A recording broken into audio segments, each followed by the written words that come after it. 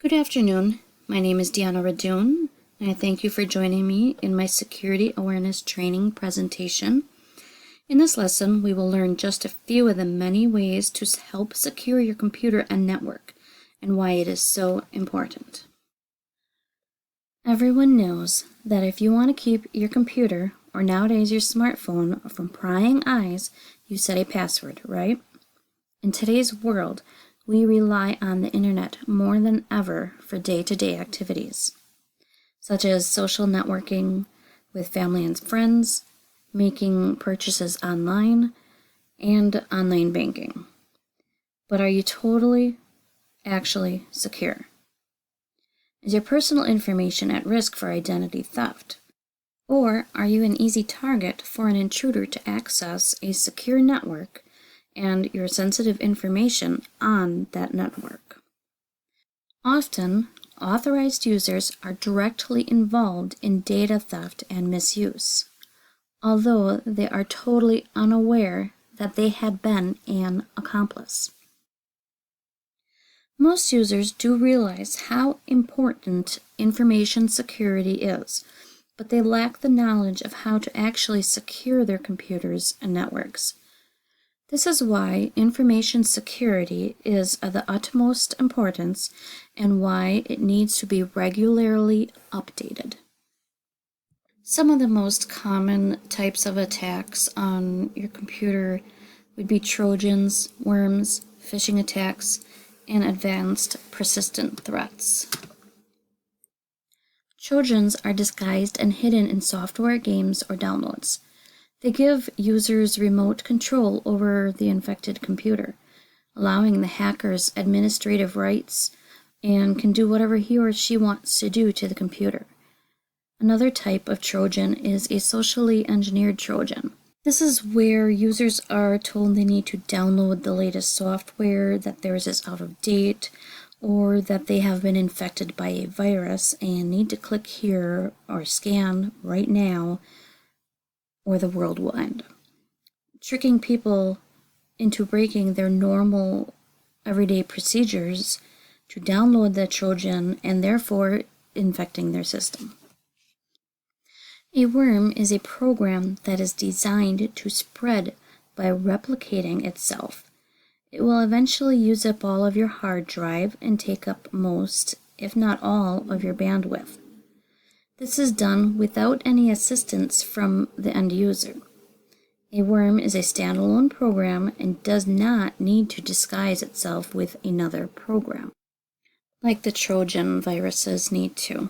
A phishing attack is a cleverly disguised website that looks like the real deal. Its goal is to get users' names and passwords from the person logging in.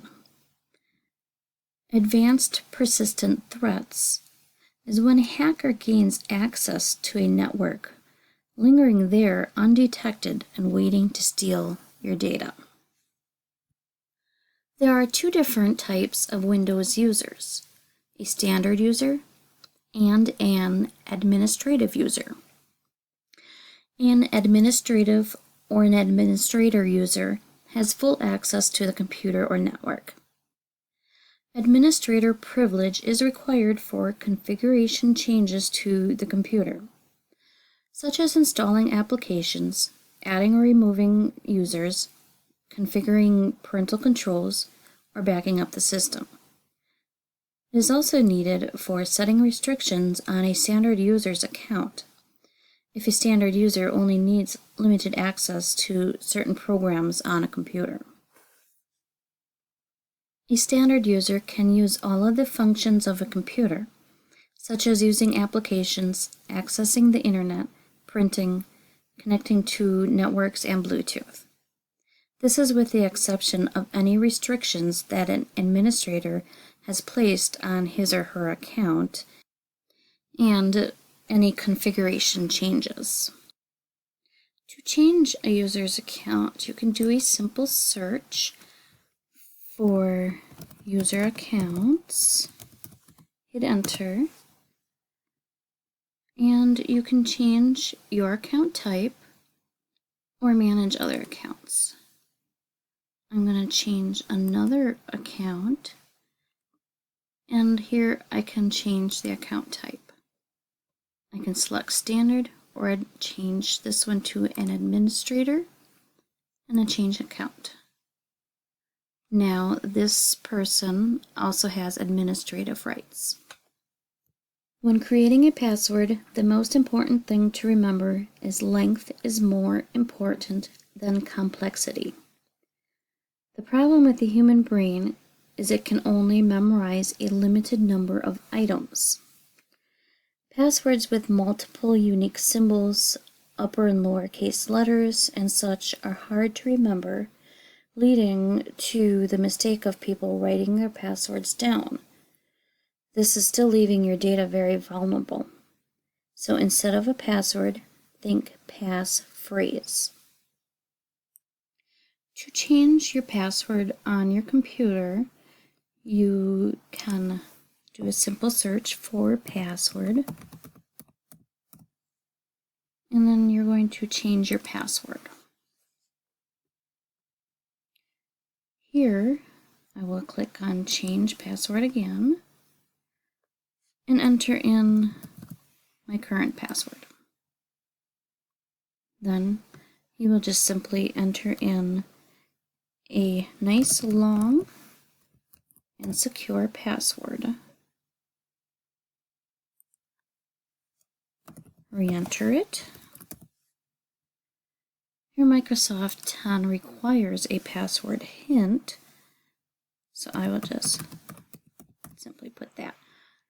But you should use something that will help you remember what your password is. Click Next, and then the next time I sign in, I will use my new password. Click Finished, and you are done. Locking your computer with a secure passphrase each time you leave your desk or workstation is a great protectant of your personal data. This will prevent unauthorized access to your personal data from snooping persons or virtual control over your computer.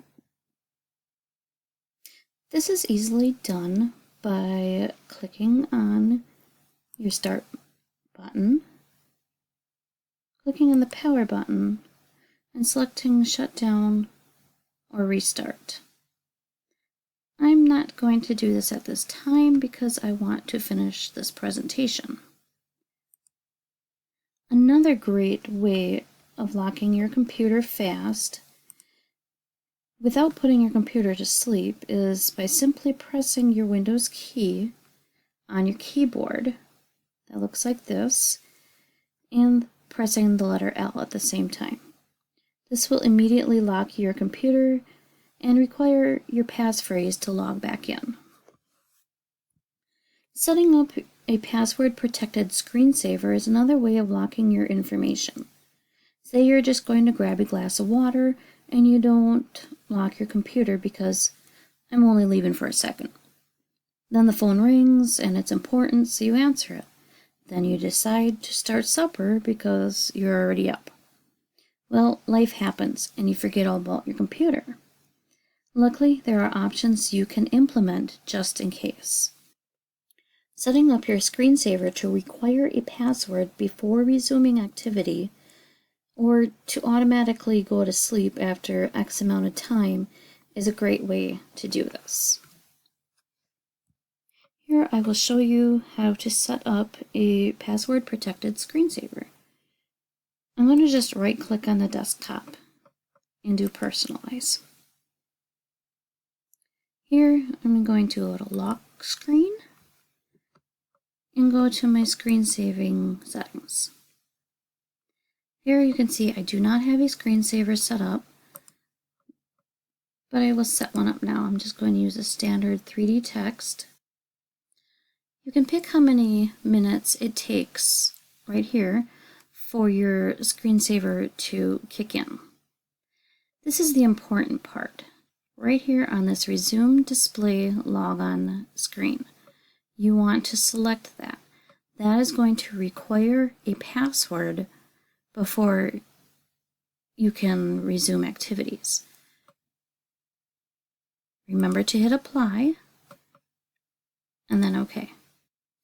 Now you have a password protected screensaver set up for when life happens. Most of the updates from Microsoft deal with security issues. Microsoft routinely patches newly discovered holes and adds malware definitions to its Windows Defender and Security Essentials. Plus, it has the occasional fix to serious issues. So having your Windows set to automatically update makes sure you are always up to date with these new patches as soon as they are released. With Windows 10, automatic updates are pre-selected for you. For earlier versions of Windows, you will need to click on the Start, search for Windows Updates, and press Enter. Next, click on the Change Settings option. Then select the Install Updates Automatically and click OK. Encrypting your files protects it from anyone who does not have your encryption key. An encryption key is just a fancy name for a password. An encryption scrambles your data and is only unscrambled with that proper key or password. Many of the Windows versions have encrypting software pre-installed. You are able to encrypt single folders or files or entire hard drives. I am using the GPG4Win, which is a free encryption software. I am going to show you how easy it is to encrypt a file. Here I have a folder that I'm just going to open. Here I need this secret information document encrypted, so I'm going to select it, right click it, go to my encryption software, and click Encrypt. I don't want any copies of it, so I'm going to remove the original file and leave it on Encrypt. Click Next. Select my certificate, which has my secret password on it. I'm going to encrypt again. It says everything is ready. And I'm going to click Finish. Now you can see that it has changed from a Word document to this GPG document. If someone were to try to open it without unencrypting it, they would just get a bunch of gibberish and nonsense. See, nothing shows up. Windows comes preloaded with security software. You do not need to spend a lot of money to keep your computer and your personal data safe. Windows Firewall screens out hackers and can prevent them from gaining access to your computer through the internet. So make sure your firewall is turned on and configured to the recommended settings. Windows Defender helps find and stop malware from installing or running on your computer. To check your firewall, you can go to your Windows and go to your control panel. Here at the control panel, you will go to Systems and Security and Firewall. Here you can see everything is green and is as Windows would like it. If you were to turn the firewall off, everything is going to turn red on me. And that is a warning that you're not very protected. You can turn it back on or just use recommended settings, and I'm good to go again. Now, to access the Windows Defender, you need to go to your Windows, and on your programs, you're going to want to scroll all the way to the bottom and go to Windows Systems. And here you can find Windows Defender. Or you could just simply search for Defender.